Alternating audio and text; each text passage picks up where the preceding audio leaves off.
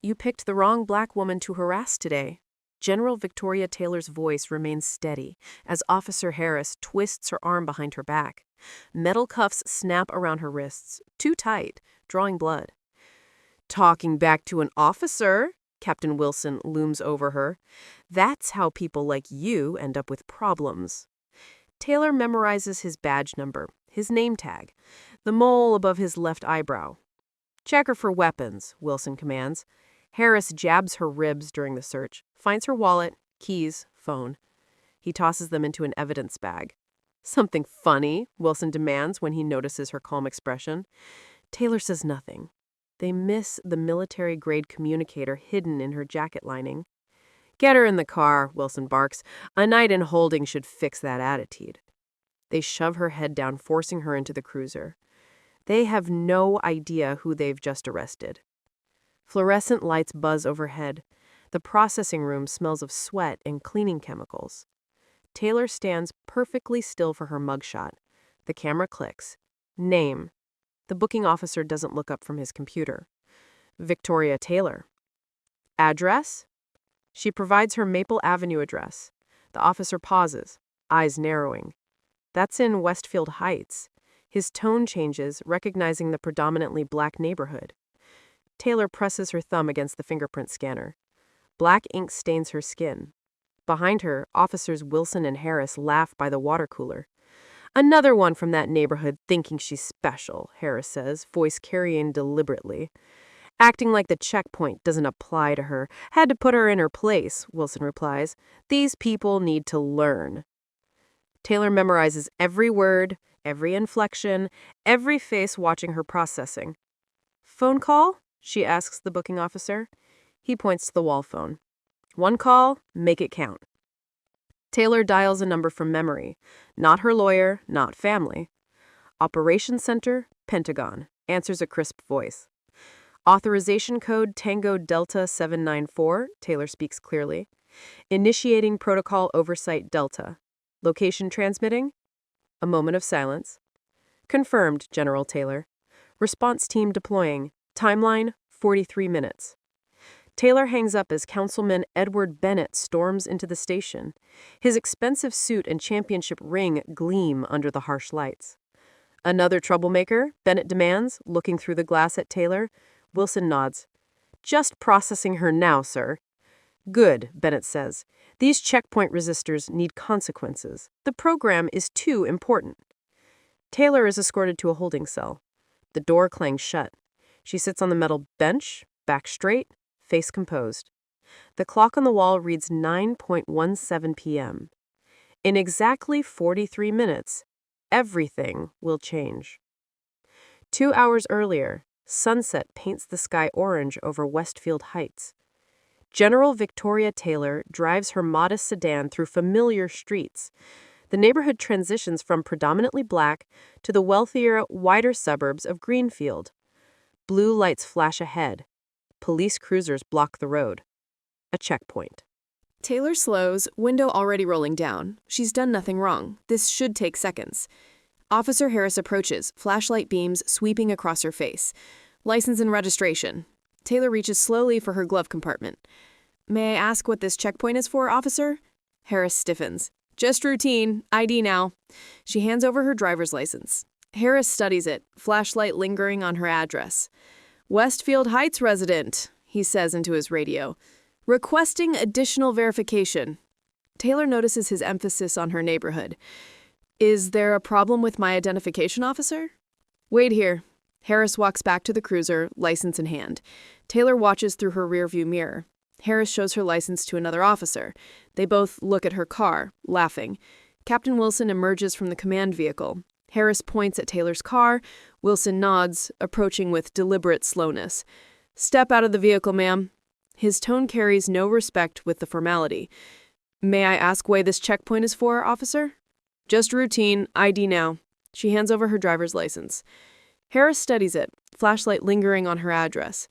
Westfield Heights resident, he says into his radio.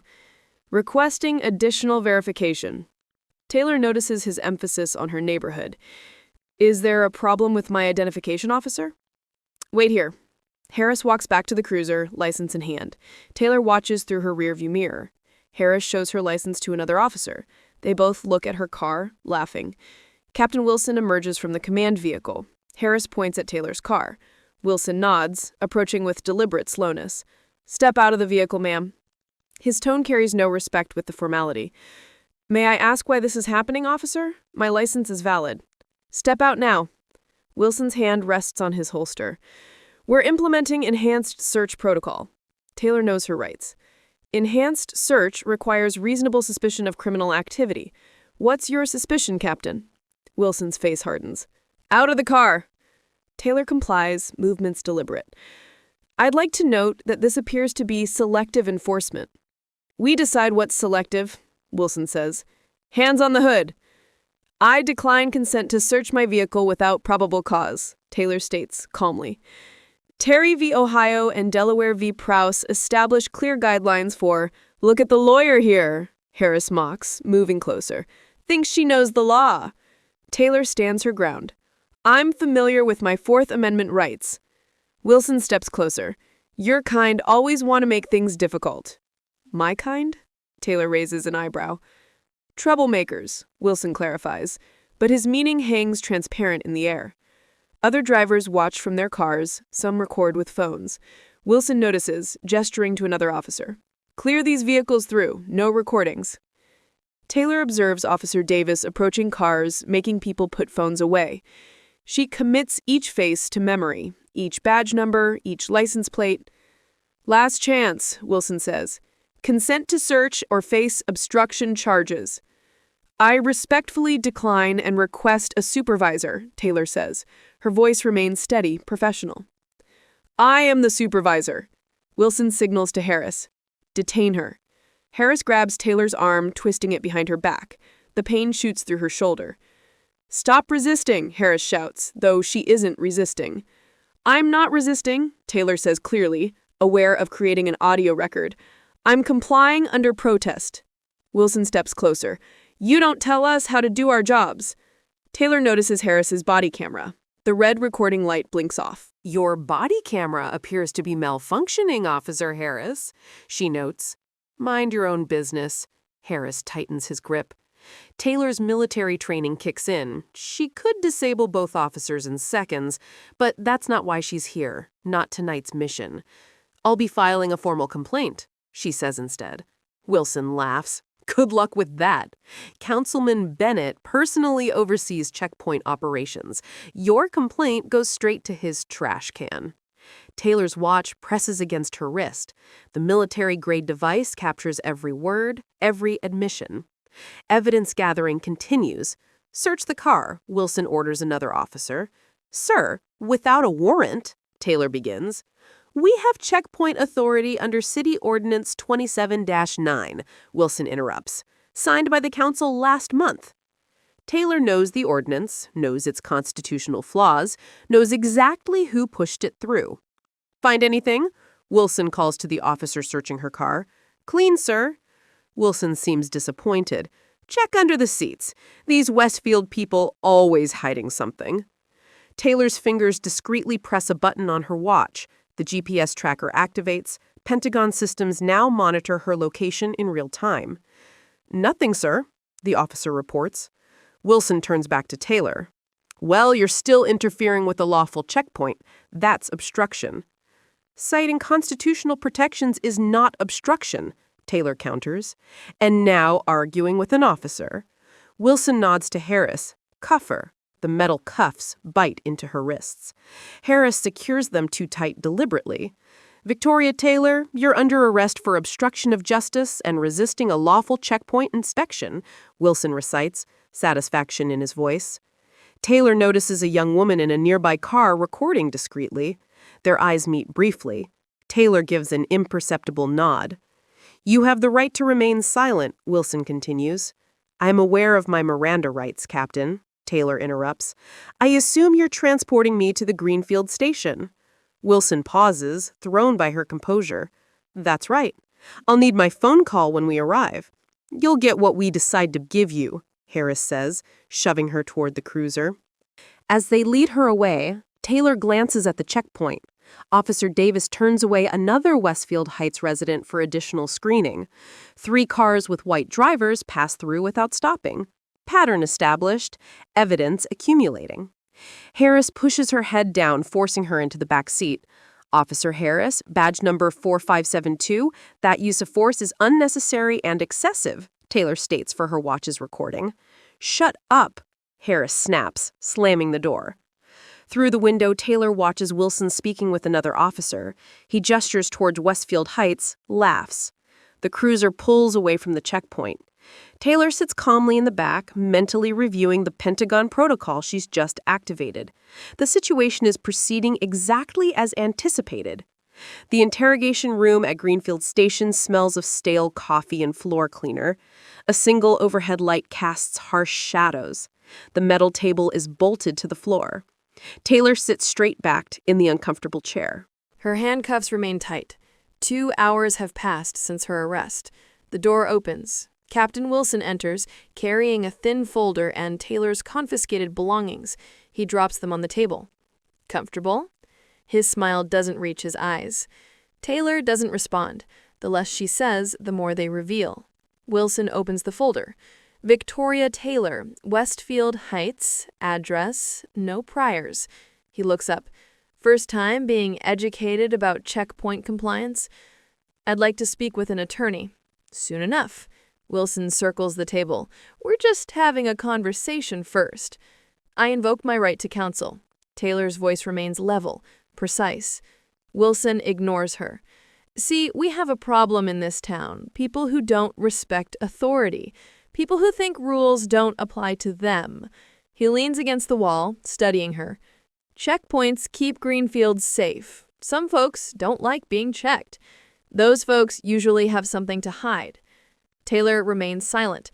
Her military training included resistance to interrogation techniques. Wilson's amateur intimidation tactics wouldn't break a first-year cadet.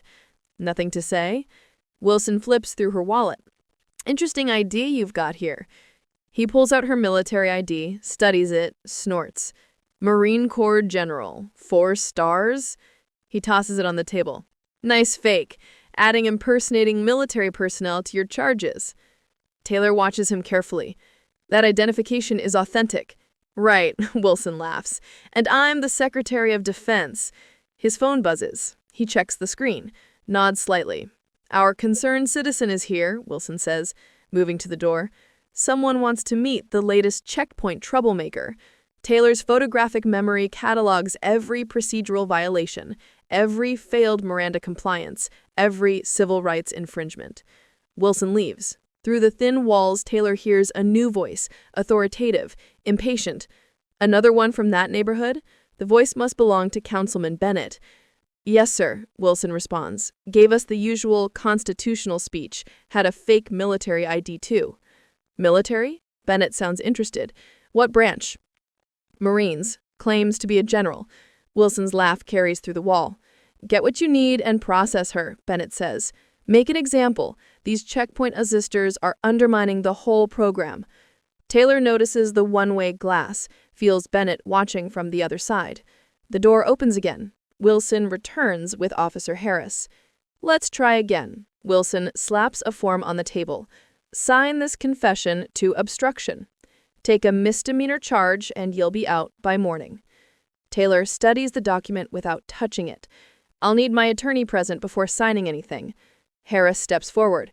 Captain asked you nicely, and I respectfully declined, Taylor replies.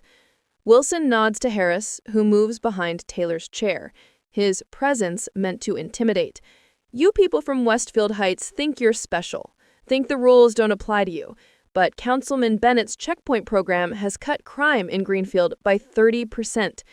By targeting specific neighborhoods? Taylor asks.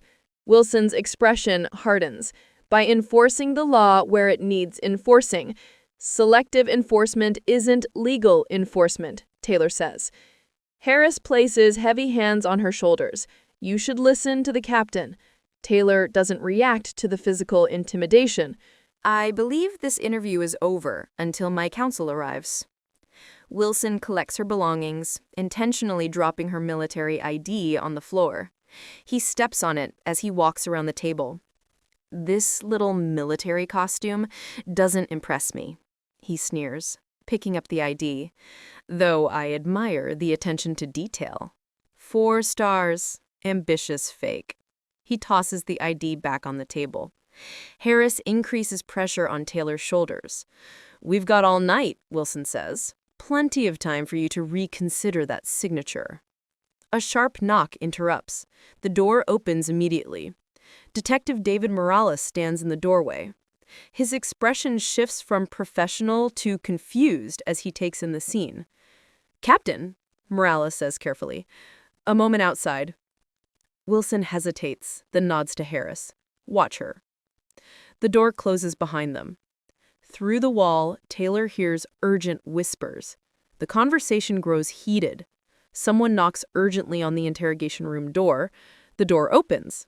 Detective Morales enters, followed by a visibly agitated Captain Wilson. Morales, mid-30s with observant eyes, carries himself differently than the other officers. His badge hangs from a chain around his neck. His suit, while department issue, fits properly. Officer Harris, you're needed at the front desk, Morales says. Harris looks to Wilson, who nods reluctantly. Harris leaves, closing the door firmly behind him. Morales approaches the table. He picks up Taylor's military ID, examining it closely. Captain, this ID has proper security features, Morales says.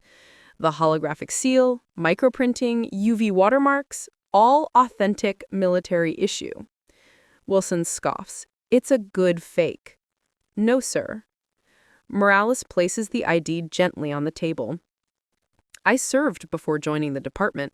This is genuine. Wilson's confidence wavers momentarily. So she stole a military ID. Add it to the charges. Taylor watches the dynamic between them. Morales represents something rare, integrity within a corrupted system. Ma'am, Morales addresses Taylor directly, may I ask your name and rank? General Victoria Taylor, United States Marine Corps. Morales straightens instinctively. Military bearing doesn't fade with time.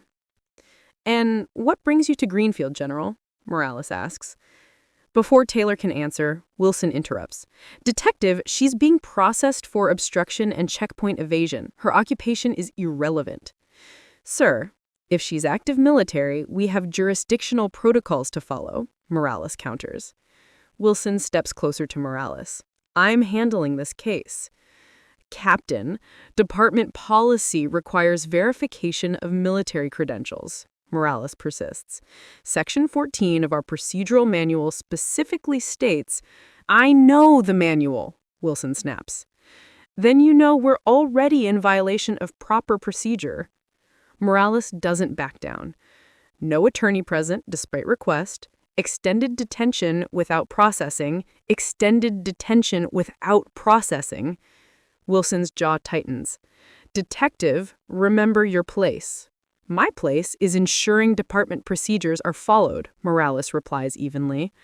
He turns back to Taylor's ID, examining the rank insignia. His eyes widen. Sir, Morales whispers, these are 4 stars. So 4 stars is the highest rank in the Marine Corps. Morales looks at Taylor with new understanding. There are only a handful in the entire military. Wilson's confidence cracks further. It's still a fake. The interrogation room door swings open. Councilman Bennett enters without knocking. His tailored suit and signet ring project authority and wealth. Captain, what's the delay? Bennett demands. I thought this was routine processing. His eyes fall on Taylor. He assesses her with practiced political calculation. Councilman Bennett, Morales says carefully, we have a situation. This woman appears to be a high-ranking military officer. Bennett scoffs. Based on what? Military identification consistent with a Marine Corps general, Morales explains. We need to verify through proper channels before proceeding. Detective, isn't it? Bennett checks Morales' nameplate. Your concern for procedure is noted. Now let the captain handle this. Morales stands his ground. Sir, with respect, If we've detained a military general improperly, the department faces serious repercussions. If, Bennett emphasizes, a remarkably big if. He turns to Wilson. Captain, finish processing and, sir, Wilson interrupts, they mentioned her by name and rank. They knew she was here. Bennett turns to Taylor, reassessing. Morales' eyes widen at the 4 stars on her ID card. Sir, do you realize who we've arrested? Bennett silences him with a gesture. Captain, verify this properly, now. Wilson exits quickly. Bennett studies Taylor with new caution. If you are military, Bennett says, you should understand the importance of security checkpoints. I understand constitutional rights, Taylor replies, and selective enforcement. Bennett's political smile returns. General, if that's what you are, surely we can resolve this misunderstanding amicably. The phone rings again. Wilson answers from outside. His voice carries through the door. Yes, sir? Yes, she's here. No, sir. I understand, sir. Bennett watches the door with growing concern. Wilson returns, visibly shaken. That was Colonel Jackson from the Pentagon Military Police. They've confirmed her identity. Excellent, Bennett recovers quickly. Then release the general immediately, with our apologies for the misunderstanding. There's more, Wilson says quietly. They're sending representatives. Here, now. Bennett's political mask slips. What representatives?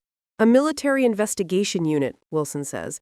They specifically mention your checkpoint program, sir. Taylor turns to Bennett. Understanding dawns in his eyes. This wasn't a coincidence, he realizes. Your presence at the checkpoint? Taylor meets his gaze steadily. The station's front desk phone begins to ring. The persistent ringing echoes through the station. Multiple lines now, phones lighting up across desks. Bennett moves to the interrogation room door, closing it firmly. His political composure cracks further. What exactly is happening here? He demands. Taylor remains silent. Her mission doesn't require explanation. Wilson's radio crackles. Captain, we have multiple incoming calls. Pentagon, DOJ, Governor's Office. Handle it, Bennett snaps. Sir, Wilson responds, they're specifically asking about General Taylor. Morales watches this exchange with growing awareness. He moves closer to Taylor. Would you like those handcuffs removed, General? He asks quietly. Bennett glares at him. Detective, step back. Sir, she's been confirmed as a military general, Morales argues. Continuing to detain her is my decision, Bennett interrupts. He points at Taylor. Whatever game you're playing ends now. Taylor finally speaks. This isn't a game, Councilman. It's an investigation. Investigation, Bennett laughs, but uncertainty edges his voice. Into what? Systematic civil rights violations through discriminatory checkpoint practices, targeting minority neighborhoods, violating Fourth Amendment protections, implementing quotas based on race and district. Bennett's face hardens. Ridiculous accusations. Documented accusations, Taylor corrects. Wilson's radio crackles again. Captain, military vehicles approaching the station. Bennett's political calculation visibly shifts to self-preservation. He turns to Wilson. Release her, now. Claim miscommunication. Blame the officers who made the arrest. Wilson hesitates. Sir, Harris followed your checkpoint protocols exactly. Then blame the protocols, Bennett hisses. Just contain this. Morales steps forward, removing a small key from his pocket. He unlocks Taylor's handcuffs. My apologies, General, he says formally. Bennett watches this with growing alarm. Detective, prepare the necessary paperwork for the General's immediate release. Morales nods, but makes no move to leave. No, Detective, Bennett insists. In a moment, sir. Morales turns to Taylor. General, may I ask what happens next? Taylor rubs her wrists where the cuffs bit into her skin. Justice happens next, Detective Morales. Bennett laughs nervously. A simple misunderstanding doesn't require such dramatics. 6 months of documented civil rights violations isn't a misunderstanding, Taylor replies. Morales looks between them. 6 months? Taylor nods. The Pentagon has been monitoring Greenfield's checkpoint program since its implementation, gathering evidence, building a case. She checks her watch. And now, that case is complete. Wilson's radio crackles once more. Captain, 3 black SUVs have entered the parking lot, military personnel disembarking. Bennett moves to the door. I need to make some calls. Your calls won't help, Councilman, Taylor says. This investigation has federal oversight. Bennett's hand freezes on the doorknob. The political mask shatters completely. Morales steps closer to Taylor. He discreetly slides a USB drive across the table. Internal Affairs has been looking into the checkpoint program, he whispers, but we kept hitting roadblocks, administrative obstruction. Evidence of direct interference? Taylor asks quietly. Morales nods. Everything I could gather. Checkpoint locations, arrests, demographics, internal communications. It's time, General, he whispers. The interrogation room door swings open. A military officer in full-dress uniform enters, followed by 2 MPs. The Silver Eagle insignia identifies him as Colonel Jackson. Colonel Jackson? He surveys the room, his gaze stopping on Taylor. General Taylor, he salutes crisply. Colonel, Taylor returns the salute. Thank you for the prompt response. Of course, ma'am. Jackson turns to the others. I'm Colonel Jackson, Pentagon Investigative Services. These are my associates. Bennett steps forward, political smile reinstated. Councilman Edward Bennett, Greenfield City Council. This has been an unfortunate misunderstanding. Sir, Jackson interrupts, please remain in the station. My team will have questions for you shortly. Bennett's smile falters. Questions? I assure you I had no knowledge of the General's improper detention. Noted, Jackson says without inflection. He turns to Wilson. Captain, secure this room for the General's use. We'll need your main conference room for our team. Wilson hesitates. Colonel, this is a police station. You don't have jurisdiction. I have direct authorization from the Secretary of Defense. Jackson cuts him off. Your cooperation is not optional. The station fills with activity. Military personnel set up equipment in the conference room. Computer specialists access the station's systems. Evidence collection teams secure records. Bennett watches with growing alarm. This response seems excessive for a simple detention issue. Taylor stands, straightening her civilian clothes. This isn't about my detention, Councilman. It's about what my detention represents. She turns to Colonel Jackson. Status report? Teams deployed as ordered, General. Evidence preservation protocols in effect. Pentagon liaison briefing the governor now. Bennett attempts to leave. 2 MPs politely but firmly direct him back. This is outrageous, he protests. I have rights. Yes, Taylor agrees. Everyone does. That's precisely the point. Taylor and Jackson move to the conference room, now transformed into a command center. Digital displays show checkpoint locations throughout Greenfield, all strategically positioned between Westfield Heights and wealthy neighborhoods. Morales follows, carrying case files. General, I've brought the internal documentation you requested. Thank you, Detective, Taylor says. Your assistance is invaluable. Bennett and Wilson are escorted in, directed to seats away from each other. Harris joins them, confusion evident on his face. Taylor stands at the head of the table. The room falls silent. Gentlemen, she begins. 6 months ago, the Pentagon received multiple complaints about a police checkpoint program targeting minority neighborhoods in Greenfield. Initial review suggested Fourth Amendment violations. Further investigation revealed something more disturbing. She activates the main display. A map appears showing checkpoint arrest statistics. Red dots cluster exclusively in minority neighborhoods. Selective enforcement, Taylor continues. Checkpoint stops resulting in searches, 89% minority drivers.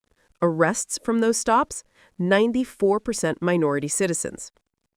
Wilson shifts uncomfortably. Crime statistics justify deployment. Traffic violations occur at equal rates across demographics, Taylor interrupts. Yet your checkpoint program produced these results. She changes the display. Internal police emails appear. Captain Wilson, this is your message to officers dated March 12th. Focus on vehicles from Westfield Heights. Higher yield for arrests. Wilson pales.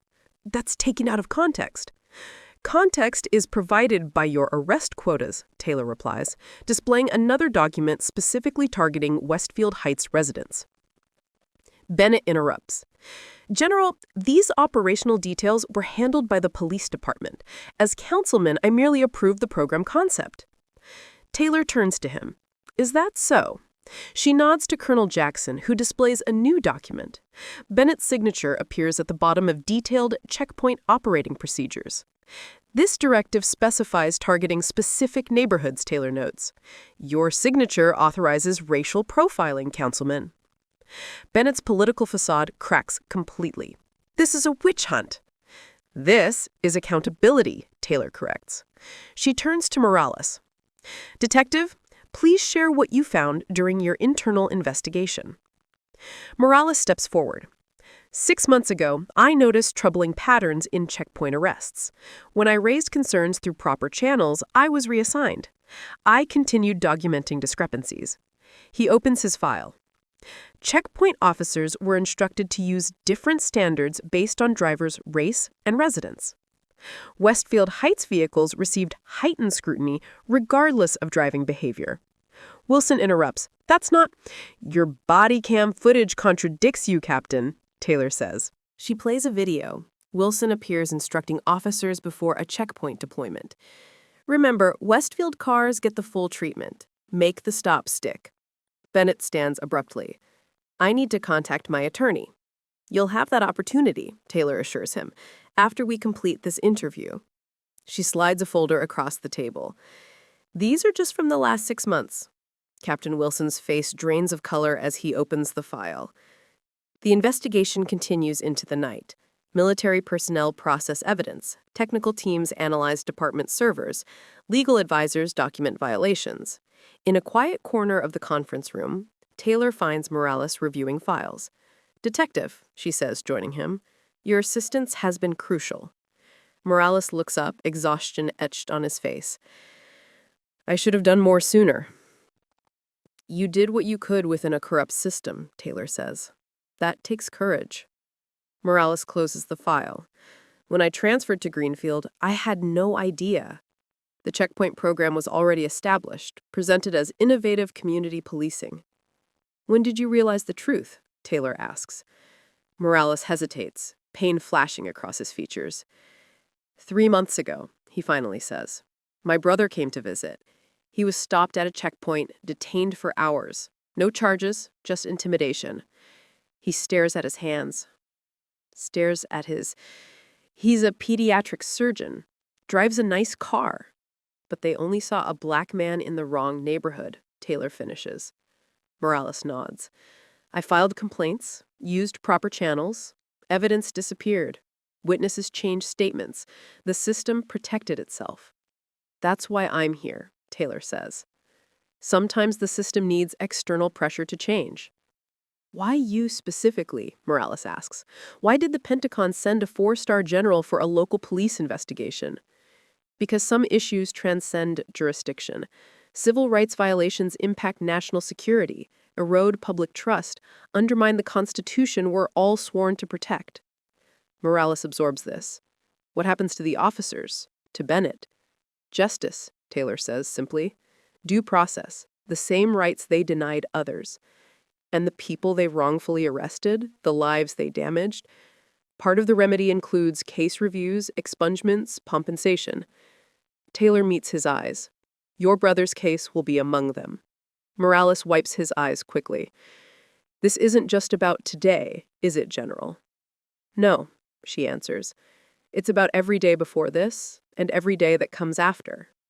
Morales straightens, professional composure returning. What's our next step? Evidence compilation, Taylor says. Your testimony will be crucial before the federal grand jury. I'm ready, Morales affirms. For the first time since her arrest, Taylor smiles. I know, Dawn breaks over Greenfield Police Station. The parking lot fills with government vehicles. FBI agents join military investigators. Justice Department attorneys arrive with subpoenas. Inside the conference room, the atmosphere shifts from investigation to prosecution. Evidence boards cover the walls. Computer screens display data analyses. Legal teams prepare documents.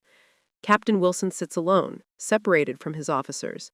Bennett's attorney arrived hours ago, whispering urgent advice ignored by his client. Colonel Jackson enters with a new team. General, the Secretary of Defense sends his regards. The investigation has been elevated to Joint Task Force status. Taylor nods. Excellent. Let's proceed with the full briefing. The room fills with senior officials, military, federal, state. The governor's representative sits near the Attorney General's deputy. Taylor takes position at the head of the table. The room falls silent. Ladies and gentlemen, she begins, what started as a civil rights monitoring operation has revealed systematic constitutional violations and abuse of power. Today, I present comprehensive evidence in 3 categories: visual documentation, audio recordings, and written records. She activates the main display. First, visual evidence. Dashcam footage appears. A vehicle from Westfield Heights stopped at a checkpoint. The driver professional, polite, as ordered from the car without cause. Search conducted without consent.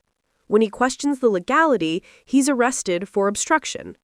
This pattern repeats across hundreds of documented stops, Taylor explains.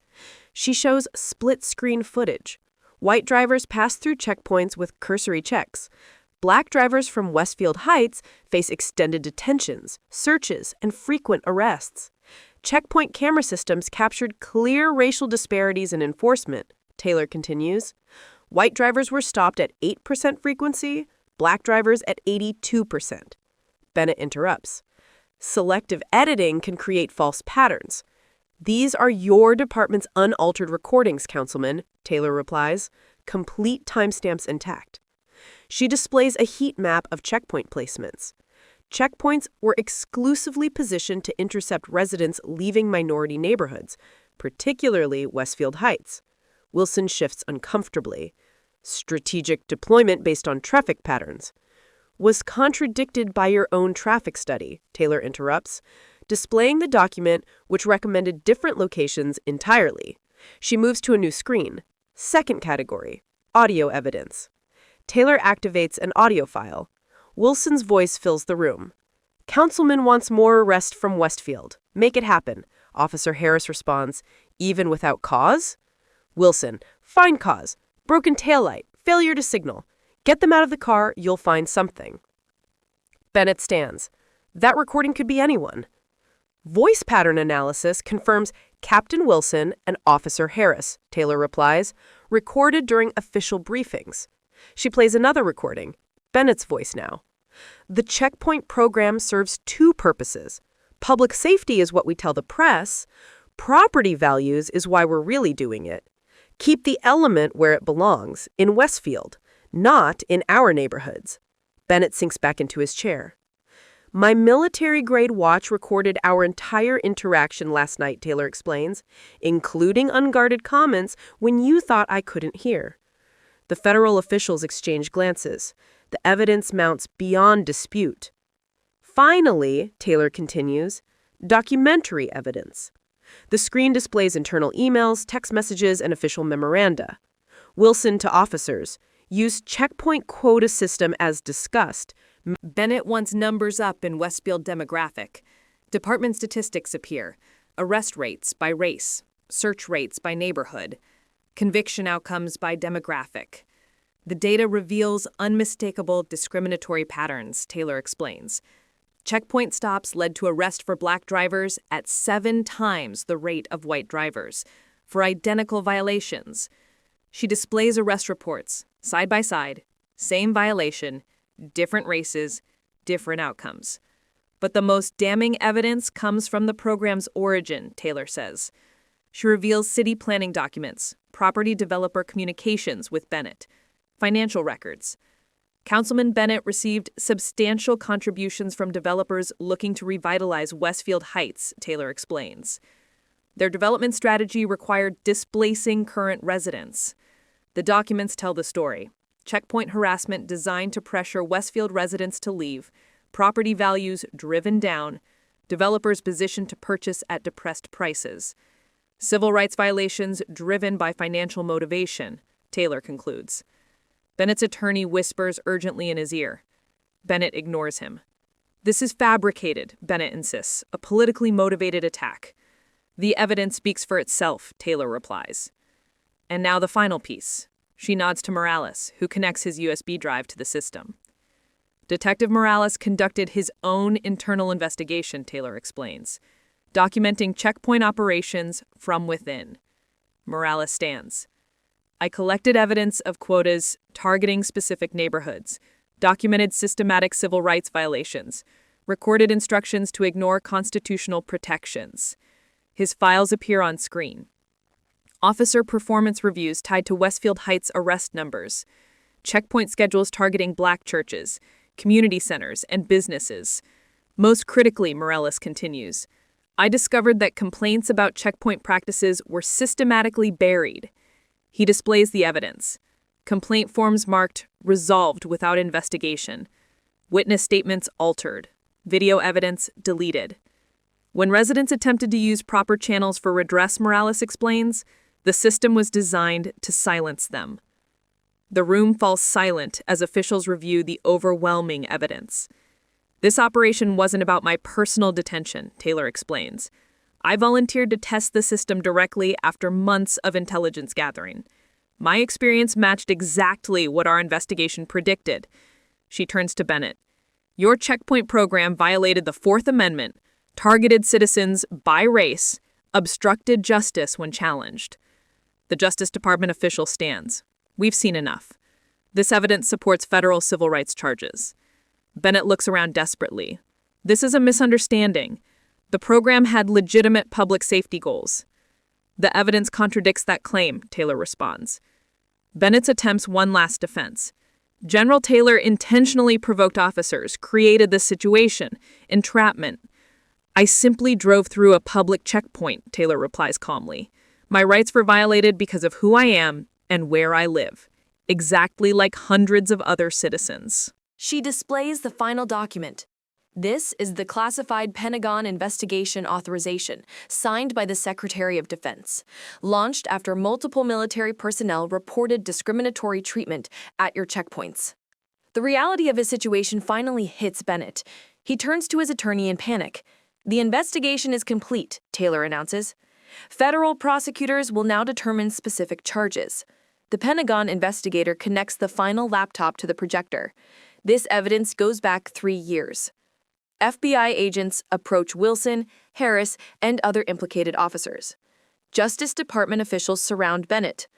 Edward Bennett, you're under federal investigation for civil rights violations, abuse of power, and obstruction of justice, the lead federal prosecutor announces. Bennett stands abruptly. I need to make a statement to the press, control the narrative. He moves toward the door. Military police stand ready. Councilman Bennett attempts to leave through the back door where military police wait. 1 week later, Capitol Hill. A congressional hearing room fills with observers, press, and officials. General Victoria Taylor sits at the witness table in full dress uniform. 4 stars gleam on her shoulders. Medals and ribbons testify to decades of service. The committee chairperson calls the session to order. This hearing on civil rights enforcement and local policing will now begin. General Taylor, thank you for your testimony today. Taylor adjusts her microphone. Thank you for the opportunity to address this committee. Please summarize the Pentagon's investigation into the Greenfield Checkpoint program, the chairperson requests. 6 months ago, the Department of Defense received multiple complaints from military personnel subjected to discriminatory treatment at police checkpoints in Greenfield, Taylor begins. Initial investigation revealed a pattern of constitutional violations, specifically targeting minority neighborhoods. She presents the evidence methodically. The discriminatory checkpoint placements, the racial disparities in enforcement, the financial motivations behind the program. Our investigation confirmed systematic Fourth Amendment violations, Taylor continues. Citizens were detained, searched, and arrested without probable cause. When they attempted to assert their rights, they faced increased charges. A committee member interrupts. Why did this require Pentagon involvement rather than Justice Department? The initial complaints came from military personnel, Taylor explains. However, we quickly discovered that civilians faced identical treatment. We coordinated with Justice Department officials to ensure comprehensive investigation. Taylor displays the checkpoint map. The program strategically isolated the predominantly black community of Westville Heights. Residents faced constant harassment when traveling to work, school, or shopping. The evidence unfolds on screen. Arrest statistics by race. Search rates by neighborhood. Conviction patterns showing clear discrimination. Most concerning, Taylor continues, was that the program operated with explicit city approval. Councilman Bennett personally directed police to target specific demographics. Another committee member leans forward. And the current status of those involved? Councilman Bennett faces federal civil rights charges, Taylor reports. Captain Wilson and 5 officers have been indicted. The checkpoint program has been permanently terminated. She pauses, then adds, most importantly, all convictions stemming from unconstitutional checkpoints are under review for expungement. The chairperson nods.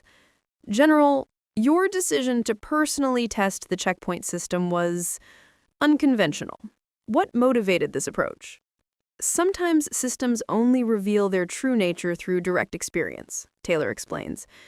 As a black woman and a military officer, I was uniquely positioned to document the disparity between how citizens should be treated and how they were actually treated.